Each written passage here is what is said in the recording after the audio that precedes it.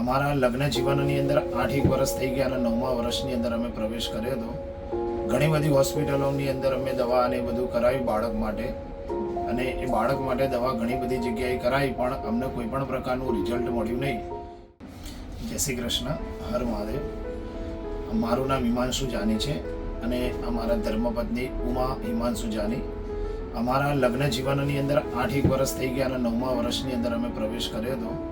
ઘણી બધી હોસ્પિટલોની અંદર અમે દવા અને બધું કરાવ્યું બાળક માટે, અને એ બાળક માટે દવા ઘણી બધી જગ્યાએ કરાવી, પણ અમને કોઈ પણ પ્રકારનું રિઝલ્ટ મળ્યું નહીં.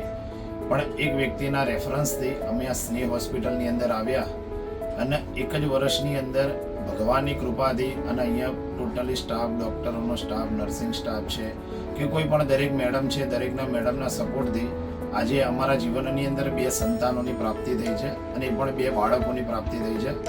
અને મેડમોએ ખૂબ અમારી પાછળ ઘણી બધી મહેનત કરી કે કદાચ અમે રાત્રે ફોન કરીએ મોડા તો પણ અમને ખૂબ સારો જવાબ આપે છે, અને કોઈ પણ પ્રકારની અગવડતા કે એવી કોઈ લાગી નથી કે કોઈ દિવસ આપણને રૂટલી કોઈ પણ પ્રકારનો જવાબ આપ્યો.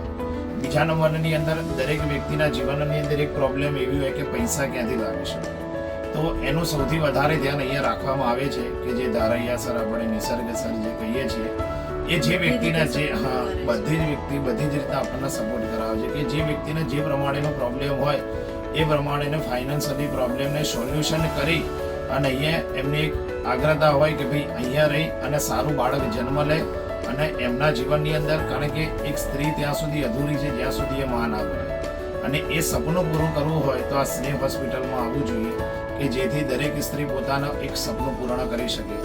અને દરેક રીતના અહીંયાનો સ્ટાફ આપણને સારી રીતે જવાબ આપે છે. કોઈ દિવસ આપણને એવું નહીં કે આ પ્રશ્ન તમે ખોટો કર્યો, આવી રીતના નહીં. અને આપણી પાછળ ખૂબ મહેનત કરે છે, આપણને ખાવા પીવાના માર્ગદર્શન આપે છે, દવા કયા સમયે લેવી જોઈએ, કયા સમયે આ વસ્તુ ના કરવી જોઈએ, કયા સમયે આ વસ્તુ કરવી જોઈએ, એ દરેકે દરેક ઝીણવટપૂર્વક આ બધી જ વસ્તુની જવાબદારી આ એક સ્નેહ હોસ્પિટલની અંદર લેવામાં આવે છે.